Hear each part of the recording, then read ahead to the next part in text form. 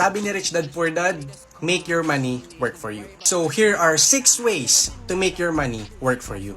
Number 1, long-term investing. Ito na siguro yung pinaka-paborito ng mga wealthy people na investment. Kasi dito, hinahayaan lang nila yung oras at yung pera nila na magtrabaho para sa kanila.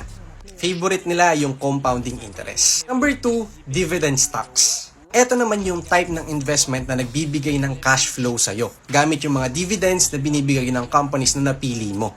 Etong dividends na to, ito yung kumbaga kinikita mo by being a part owner of a company. Number 3, invest and monetize your passion. For example, affiliate marketing. Dito kikita ka ng commission by promoting products, services na related sa niche mo. If mahilig ka magsulat, gawa ka ng libro. YouTube, ngayon pinagkakakitaan na, di ba? Number 4, rental real estate. Ito, isa rin to sa paborito ng mga wealthy people.